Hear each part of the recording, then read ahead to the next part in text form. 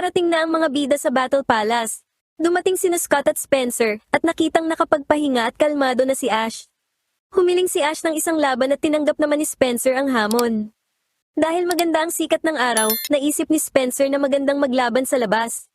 Tinanggap ni Ash ang alok na maglaban sa gubat. Sinabi ni Scott kay Ash na magkakaroon sila ng 3-on-3 na laban. Sumakay sa isang balon sina May, Max, Brock at Scott, at nakita nila ang isang kamangha-manghang tanawin. Sinabi ni Scott sa kanila na ang buong gubat ang mismong battlefield. Ang bundok kung nasaan sina Spencer at Ash ay panimulang lugar lamang, kaya asahan nilang makikitang tatakbo ng madalas sina Ash at Spencer.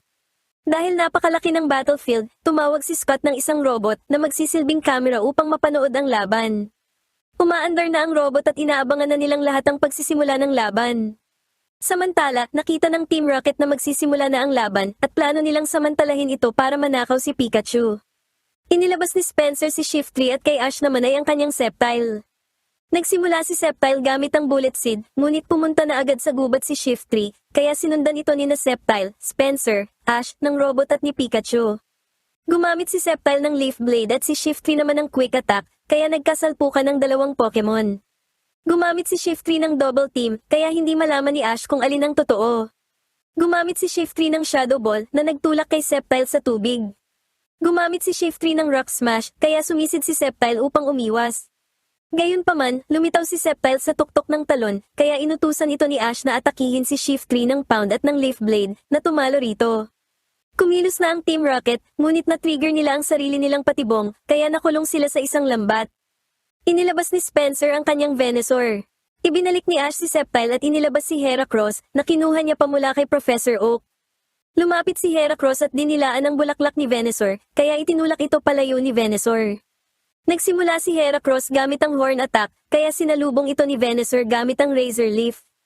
Gayunpaman, itinulak lang ni Heracross ang mga dahon at inatake si Venusaur. Sunod, umatake si Heracross gamit ang Fury Attack. Gumanti si Venusaur gamit ang Vine Whip na nagtulak palayo kay Heracross. Parehong nagtackle sina Venusaur at Heracross, kaya nagkasalpukan ng dalawang Pokemon. Gayunpaman, inatake ni Heracross si Venusaur gamit ang Horn Attack. Naitulak si Venusaur sa isang puno, kaya may nahulog na prutas kay Spencer. Gumamit si Venusaur ng Solar Beam, kaya sumugod si Heracross gamit ang Mega Horn upang pigilan ito. Na-trigger ng Team Rocket ang isa pa nilang patibong, kaya may mga matatalim na sanga ang tumalsik na nag-trap sa kanila sa isang puno. Samantala, pinakawalan na ni Venusaur ang Solar Beam na nagtulak kay Heracross sa isang bato at tumalo rito. Inilabas ni Ash si Swellow para lumaban. Inihagis ni Spencer ang mga prutas kina Ash, Swellow at Pikachu bilang regalo, at sinabing magpahinga muna sila sa kanilang laban. Binigyan din ni Scott ng mansanas sina Max, Brock at May. Na-trigger ng Team Rocket ang isa pa nilang patibong, ngunit nagtaka sila dahil walang nangyari. Gayunpaman, makalipas ang ilang hakbang, nahulog sila sa isang butas. Hiniling ni Jessie na kunin na nila si Pikachu at umalis na, at sumang-ayon naman sina Meowth at James sa kanya. Lumipad palayo si Swellow at sinundan ito ni na Ash at Pikachu. Napagtanto ni Spencer na gusto ni Ash na labanan ni Swellow si Venusaur sa tabing dagat. Gumamit si Venusaur ng Razor Leaf para pigilan si Swellow, pero nakaiwas ito. Sinubukan ni Venusaur ang Vine Whip, ngunit sumablay ito. Nakarating na sina Ash at Spencer sa tabing dagat. Gumamit si Venusaur ng Razor Leaf, ngunit umiwas si Swellow at gumamit ng Double Team. Gumamit si Swellow ng Quick Attack, kaya sinira ni Venusaur ang mga ilusyon gamit ang Vine Whip, ngunit natamaan ito ng atake ng totoong Swellow. Pagod na si Venusaur dahil sa pakikipaglaban. Gumamit si Venusaur ng Solar Beam, ngunit tinakpan ng mga ulap ang araw, kaya pumalpak ang atake. Gumamit si Swellow ng Aerial Ace na nagpatilapon kay Venusaur sa ere at tumalo rito. Sinabi ni Scott kina Max, May at Brock na hindi pa natatapos ang laban dahil may isa pang Pokemon si Spencer na siyang pambato nito, si Claydol. Nagpasya si Ash na panatilihin si Swellow at nagutos siya ng Quick Attack. Nag-teleport si Claydol sa eksaktong oras at umikot upang atakihin si Swellow.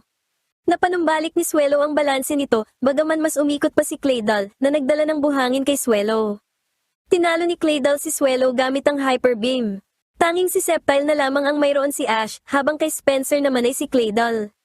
Nagtago ang Team Rocket sa likod ng mga bato at naghintay ng pagkakataon na makuha si Pikachu. Gumamit si Claydol ng Psybeam at iniwasan ito ni Sceptile, kaya tumama ang atake sa Team Rocket na nagpatalsik sa kanila palayo. Gumamit si Sceptile ng Bullet Seed, ngunit nag-teleport si Claydol sa dagat at umikot, kaya tumalsik kay Sceptile ang tubig. Gayunpaman, tumalon si Sceptile sa itaas ng bangin. Tumilaw ang mga bilog sa likod ni Sceptile, ngunit natakpan ng mga ulap ang araw, kaya nawala ang liwanag na yun at nagsimulang umulan. Sinabi ni Spencer kay Ash na pabor sa kanya ang pag-ulan. Umikot si Claydol para gumawa ng sandstorm. Umiwas si Sceptile, ngunit nahuli pa rin ito sa loob ng sandstorm. Umikot at gumamit ng Psybeam si Claydol na labis na nakasakit kay Sceptile. Malapit nang matapos ang laban nang muling sumikat ang araw. Nakita ni Ash na nagliwanag ang likod ni Sceptile at inutusan itong gumamit ng Solar Beam. Akmang tatapusin na ni Claydol si Sceptile gamit ang Hyper Beam, ngunit umiwas si Sceptile at pinakawalan ng Solar Beam na tumalo kay Claydol sa isang iglap. Sa pagtatapos ng araw, ibinigay ni Spencer kay Ash ang Spirit Symbol. Nakatipo na si Ash ng 5 symbol, kaya kung makukuha niya ang susunod, malalaman niya ang lokasyon ng sikretong battle facility. Matapos ang pagkapanalo ni Ash sa Battle Palace, nagtungo na ang mga bida sa Battle Tower sakay ng isang barko. Sabik na si Ash na makarating doon, ngunit sinalubong sila ng Team Rocket na nakabalat kayo, at sinabi ng mga ito sa kanila na sila ang ika-777 na pasahero na sumakay sa barko at nanalo sila ng isang libreng masahe. Bagaman medyo nag-aalangan, pumayag sila sa alok. Nang humiga na sila, doon na sila tinrap ni Meowth sa kama gamit ang mga bakal na panggapos. Gumamit si Pikachu ng Thunderbolt, ngunit sa hindi malamang dahilan ay hindi ito gumana, at si Pikachu, pati na sina Eevee at Bonsly ay nakulong sa isang bakal na hawla. Inilabas ni Ash si Sceptile upang ipalaban sa Team Rocket, habang si Jessie naman ay ang kanyang Dustox at kay James ay si Mime Jr., bagaman nagbago ang isip ni James dahil masyado itong cute para lumaban. Gumamit si Sceptile ng Leaf Blade na nagtulak ng malakas kay Dustox at gumanti naman si Dustox gamit ang Psybeam. Biglang lumabas si Munchlax sa Pokeball nito kaya inutusan ito ni May na gumamit ng Metronome. Naging Sandstorm ang Metronome na nagpalipad sa Tolda palayo. Bagaman hindi sila nasaktan, nagtaka ang mga bida kung nasaan na ang mga Pokemon. Tanging si Eevee lang ang lumabas mula sa mga guho kaya naisip ni Max na tumalsik sina Pikachu at Bonsly kasama ng Tolda at ng Team Rocket. Pagbagsak ng Team Rocket, nalaman ni na James at Jessie na nawawala sina Mime Jr. at Meowth. Nakasabit ang Tolda sa isang karatula at nahulog mula rito sina Meowth, Pikachu, Mime Jr. at Bonsly. Isang sasakyan ang dumating at may 3 taong nakabalat kayo ang lumabas dito, akmang kukunin ang mga Pokemon, ngunit bumagsak sa kanila ang Tolda, kaya nakatakbo palayo sina Pikachu. Inisip ni Meowth na mga tauhan sila ni Giovanni na nag-aasikaso ng mga problema. Hinarangan sila ng sasakyan, kaya dumaan sina Meowth, Mime Jr., Pikachu at Bonsly sa isang makipot na daan para matakasan ang mga lalaki. Nagpahinga ang mga Pokemon, ngunit dumating din agad ang mga lalaki, kaya tumakbo silang muli. Tumawid sila sa harap ng sasakyan at itinapon ni Meowth ang electric symbol na nakuha niya ng hindi sinasadya. Muli nilang natakasan ang mga ito sa pamamagitan ng pagtatago sa mga kalapit na construction pipe. Pagod at gutom na ang 4 na Pokemon. Nakita ni Meowth na hindi na makapaglakad sina Pikachu, Bonsly at Mime Jr., ngunit nakakita siya ng isang babaeng may buhat na mga kahon ng Pokemon food. Nagbalat kayo si Meowth at tinulungan ng babae sa pagbuhat ng mga kahon. Akmang nanakawin na ni Meowth ang huling kahon, nang biglang bumalik ang babae, ganun pa man, sinabi nito na sa kanya na lang ang huling kahon bilang pabuya. Bumalik na si Meowth kina Pikachu, Mime Jr., at Bonsly para ibigay ang pagkain. Inakusahan siya ni Pikachu na ninakaw niya ang pagkain, pero sinabi ni Meowth na nakuha niya ito ng patas, kaya natuwa ang mga Pokemon. Hinahanap ng mga bida sina Pikachu at Bonsly, at labis na nag-aalala si Brock dahil hindi pa kumakain ng solid food si Bonsly. At tama nga siya, ayaw kainin ni Bonsly ang pagkain. Kaya, nilagyan ni Meowth ng tubig ang lata ng pagkain, at ipinainom ito kay Bonsly. Gayunpaman, dumating na naman ang mga lalaki, at hinabol na naman ito ang 4 na Pokemon. Hinahanap ng Team Rocket sina Meowth at Mime Jr. sa basurahan.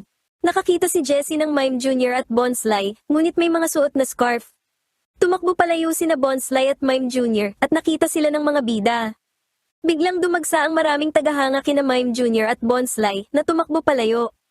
Narinig ni Max na sumisigaw ng Queen at King ang mga tagahanga at napagtanto ni May na ang 2 Pokemon ay sina King Bonsly at Queen Mime Jr. na lumalabas sa isang TV drama. Naalala ni na May at Brock ang drama na iyon na tungkol sa isang love triangle na nauwi sa tunay na pag-ibig. Nakarating sina Pikachu, Mime Jr., Bonsly at Meowth sa isang movie set. Nakilala ng mga staff sina King Bonsly at Queen Mime Jr. Nakita ng direktor na may mali, kaya tiningnan nila ang isang karatula na may larawan ni na Bonsly at Mime Jr. na nakasuot ng mga scarf. Nakaisip ng paraan si Meowth para pagkakitaan ang lahat ng ito. Bago pa siya makakilos, dumating sina Jessie at James na nakabalat kayo.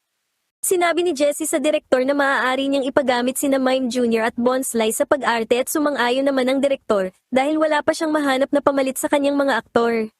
Binigyan sina Mime Jr. at Bonsly ng mga bagong scarf. Pinanood nila ang kailangan nilang gawin, naglakad at lumingon ang mga substitute actor na nakadamit bilang Bonsly at Mime Jr. Nagkatinginan ng may nagniningning na mga mata at nagyakapan. Sinabihan ni Jessie sina Bonsly at Mime Jr. na gayahin ang ginawa nila, ngunit umiyak si Bonsly, kaya si Mime Jr. na lang muna ang pinapunta ni Jessie para mag-rehearse. Nagaya ni Mime Jr. ng tama ang ginawa ng substitute actor, kaya natuwa ang direktor. Kumain ng Team Rocket, sina Pikachu at Bonsly, bagaman gatas ang ininom ni Bonsly. Binalak ni Jessie na isali si Pikachu bilang isang extra. Patuloy pa rin sa paghahanap ang mga bida at nakita nila ang mga lalaking kasama sina King Bonsly at Queen Mime Jr. Nagtanong ang mga lalaki kung saan may malapit na Pokemon Center dahil nakoma ang mga Pokemon. Nakita ni Max ang isang malapit na Pokemon Center sa kanyang Pokénav, kaya itinuro niya ang direksyon papunta doon. Nagtanong si Brock kung nakakita sila ng isang Bonsly, at kinumpirma ng mga lalaki na nakita nila ito na may kasamang Pikachu, Meowth at Mime Jr. malapit sa tulay. Nakatanggap ng tawag ang direktor mula sa mga lalaki na nagsasabing natagpuan na sina Mime Jr. at Bonsly, ngunit kailangang dalhin ang mga ito sa Pokemon Center. Sinabihan ni Jessie ang direktor na ituloy ang trabaho, ngunit dumating ang mga bida at pumunta sa kanila sina Pikachu at Bonsly. Ipinaliwanag ng direktor ang problema sa mga bida at nangakong isasali sila sa drama bilang mga extra, kaya pumayag sila. Nakabukas na ang kamera, naglakad sina Bonsly, Mime Jr., Ash at May, ngunit lumingon sina Bonsly at Mime Jr. at nagyakapan. Gayunpaman, naputol ang eksena nang pumasok sina Meowth, Jessie at James. Pinaalis ang Team Rocket, kaya nagplano si Jessie na maghiganti sa direktor bago hulihin si Pikachu. Inulit ang eksena, ngunit may nangyaring pagsabog, muling lumitaw ang Team Rocket. Tinakal sila ng direktor, at ganoon din ang ginawa sa kanya ni Jessie. Gumamit si Bonsly ng double edge para atakihin si Jessie. Gumamit si Mime Jr. ng mimic na kumopya sa atake ni Bonsly. Gumamit si Bonsly ng fake tears na gumambala kay Mime Jr. at gumanti naman si Mime Jr. sa pamamagitan ng pagkiliti kay Bonsly. Gumamit si Bonsly ng flail at na-record ng kamera ang kanilang paglalaban. Gumamit si Mime Jr. ng theater dance na nagpalito kina Bonsly sa Team Rocket sa mga bida at mga staff. Nang matigil na sila sa pagsasayaw, inilabas ni Jessie si Seviper. Umatake si Pikachu gamit ang Iron Tail, kaya gumanti si Seviper gamit ang Poison Tail. Gumamit si Pikachu ng Volt Tackle na nagpabagsak kay Seviper at nagpatalsik sa Team Rocket palayo. Masayang pinatigil ng direktor sa pag-record ang camera dahil natuwa ito sa mga nangyari.